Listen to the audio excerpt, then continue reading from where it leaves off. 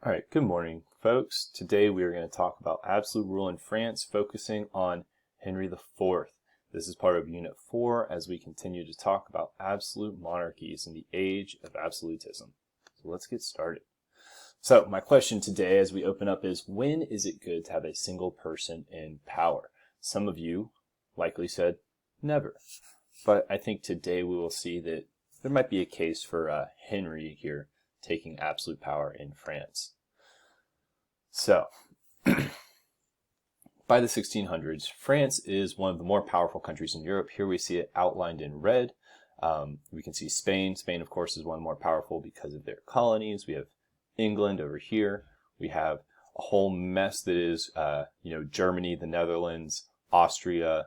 It is a whole mess. I'm not going to get into it. But though the French were a formidable force, there were a lot of internal struggles throughout the Middle Ages. And as we were leaving the Middle Ages into the 1600s, there are some issues.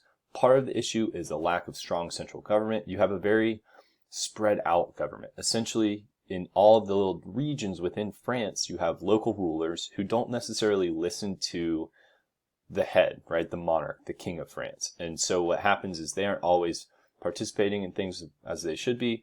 And it caused a lot of issues within the country. So though there was a king, there were a lot of nobles who ignored the royal authority. So I don't want you to think that this means they had no central government. They lacked a strong central government.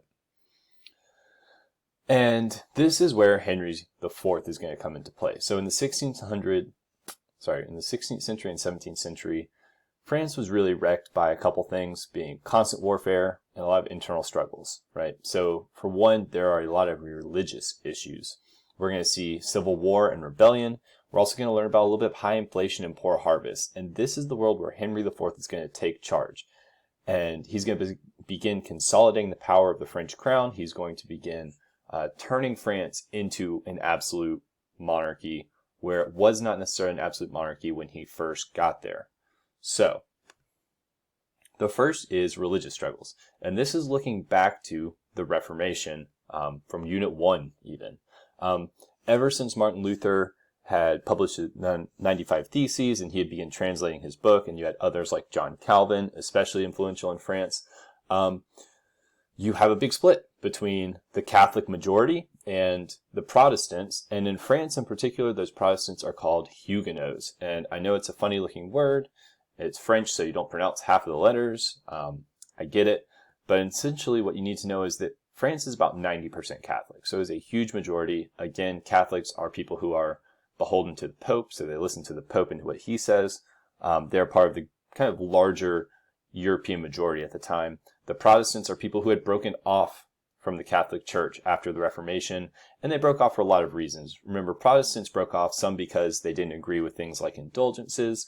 Some didn't agree with like baptismal practices. Some didn't agree with just who the Pope was. They didn't like listening to the Pope. Some had different interpretations of the Bible, wanting it to be more strict. And so there are a lot of reasons that Protestants had formed or kind of formed their own churches. But the big thing here is to know that the French Protestants are called Huguenots, and they only make up 10% of the population in France. That being said, that 10% is a really influential 10% in France. It's like some of the most high up, well-respected people in France are part of that 10% that are Protestants. So because of that, despite being a minority in the country, they still have a really big influence on the country. And since the Catholics held the majority, though, the Catholics are trying to do whatever they can to get rid of the Protestants, to attack the Huguenots, blame them for their country's issues, and really just disagree with the Protestants on how they're living their lives. Obviously, religion is a big part of these people's lives. And so when you have within the same country two pretty large religious groups, they're not going to get along necessarily, despite the fact that they're both Christian, but just Christian in different ways. And this leads to some civil wars. A reminder, civil war is just a general term that means when two sides within the same country are fighting each other. So oftentimes we equate civil war and we think of our civil war here in America, but that's not all the civil wars, right? Civil war is a general term. So in France, the divide between religion, right, between the Protestants and the Huguenots led to a series of wars. It was over 30 years of warfare all in total, right? But it wasn't happening straight through. There were breaks within it. There were times where people were calmed down and peaceful, but then the war would start up again afterwards. So collectively, rather than saying the first French War of Religion, the second French War of Religion, third French War, blah, blah, blah, we will generally call it just the French Wars of Religion. And that's how you'll see it in all your textbooks and things like that. But generally, unless they're getting into nitty-gritty details, we'll just refer to it like that. So what happens is the Catholics are the majority. They have huge numbers. The Huguenots, despite being the minority, have a lot of power. They are influential people, and so they're able to build armies of their own. They have a lot of money and resources. So again, despite being only 10% of the population, the Huguenots are able to support an army to fight against the Catholics. And within France, for 36 years, you have nearly constant bloodshed, raids and attacks on small scales, but also full-scale battles between the Catholics and the Protestants. And in the course of this kind of 36 years of on and off bloodshed, you have 3 million French civilians die in the whole course of the events, which is a pretty big number. That's a lot of people, especially at this time. You know, France isn't necessarily as populated as it is now. So 3 million is a lot. And it comes to a really big climax, and one of the most important events of those wars of religion is something called the St. Bartholomew's Day Massacre. So during this time, or kind of as part of this, people wanted to calm things down. They wanted to find a way to have some peace. And so they're like, wow, maybe we will have a marriage. We'll have one of the princesses who's Catholic, Princess Margaret. Fun fact, she was actually related to the Medici family from Italy that we've talked about previously. So they said, we'll get the Catholic princess, and she'll marry the leader of the Protestants, or the leader of the Huguenots, a guy by the name of Henry. We'll marry them together. Both sides will kind of get along because they're both in this union that's like a, kind of pretty high up. But it does not work out that way. The marriage was supposed to bring together the two sides, but it ends in some violence. Since many of the high-ranking Huguenots came to Paris for the wedding, right? So Paris is going to have the wedding. You have, the leader of the Huguenots is getting married. So you have a lot of these high-up generals, officials, people who are really influential from the Huguenot side come to the wedding. At the same time, lots of Catholics are coming to the wedding. It's going to be a whole big event. But at a lower level, there are mobs of people, right? The high-ups in the Catholic Church and the Catholic officials are trying to end this war too. They don't want to keep fighting necessarily. But that doesn't mean the people in France, right, kind of the commoners, are happy with this agreement. So what happens is you have a bunch of commoners who take to the streets and start just massacring any Protestants they could find. And especially since a lot of those Protestant leaders were in the city because of the wedding, a bunch of them got attacked and killed at the same time. So mob takes to the streets. This is called the St. Bartholomew's Day Massacre. And in about a single day in Paris, 30,000 French Huguenots are murdered, including some of the most influential leaders. Again, I'm sorry, this slide got cut off when I turned it into a Nearpod, so I'll try and fix that next time. So the Huguenot side takes a huge blow because of the St. Bartholomew's Day Massacre, and it's an event that was supposed to kind of garner in a time of peace and prosperity, but it did not. But I will say that Henry here, who was the leader of the Huguenots, did survive, and that's going to be key later on. Another issue in France is that you have peasants who are struggling, right? So we're talking about high level, like Catholics and Protestants fighting wars against each other, but there are a lot of just common people, right? Regular people who work on a farm who aren't necessarily involved in fighting a war or things like that.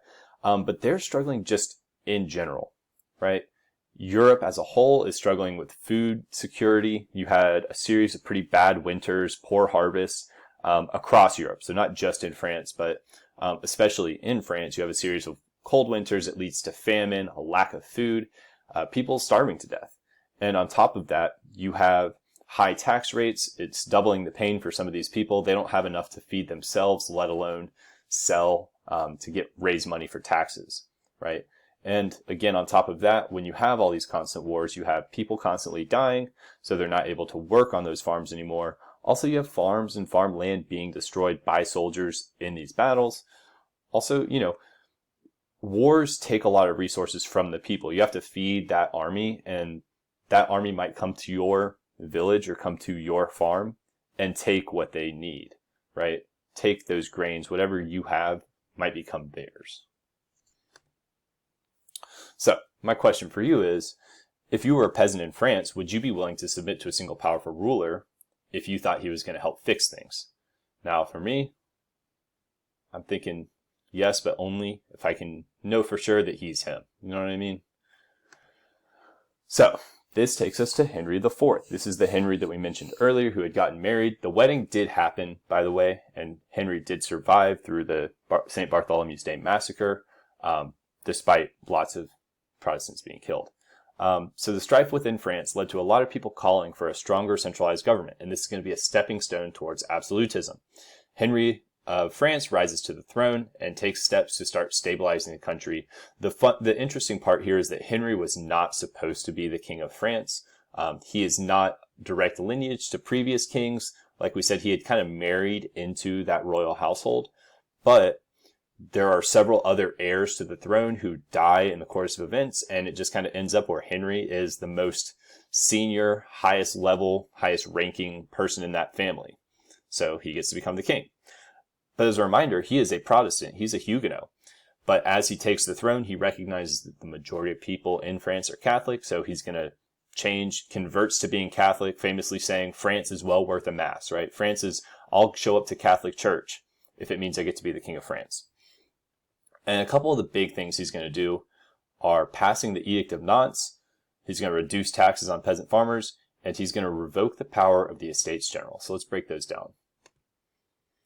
The Edict of Nantes is a solution to the religious issues that had plagued France. In it, he pronounced that France is officially Catholic. Protestants, though, have the right? Protestants have the right to meet, hold services, live peaceably. And the words that are in it are people are allowed to have freedom of conscience to practice the religion as they wanted, right? France is not going to tell you what you should believe in your heart and your conscience. And one last thing, despite this kind of giving a lot of rights to Protestants is a good thing, Protestants are going to have to pay an additional tax, but that is a bit of a compromise given to the Catholic majority in France so that they don't get so upset at this actually happening or being passed. I'm not going to get into the Edict of Nantes. I will break this down on a video where I look at the documents here. So I'm just going to move on from this right now. And my question for this is, why would a king be needed to present something like the Edict of Nantes? Why would a representative body struggle with this? And a lot of the answers we talk about with this relate to how representative bodies, where you have a group of people trying to discuss things, they do not necessarily get along. We talk about in our American government how Congress often struggles to come to resolutions with things because you have two opposing sides. And when you have a single person in charge, like a king or like a dictator in many cases, they're able to just say, this is how it is. I'm not discussing it. I'm not going to let it anybody change my opinion. Like, this is what we're doing. Deal with it. Where representative bodies struggle to come to compromises a lot more. Also, if we think about representative body in France, it would have been majority Catholic, and it's unlikely that this would have passed to begin with. So, the next thing that Henry does that's important is he revokes the power of the Estates General. The Estates General is a French representative body, kind of like Parliament, maybe kind of like Congress, how we would think about it. And this is comprised of lots of people, nobles, clergy, lower classes.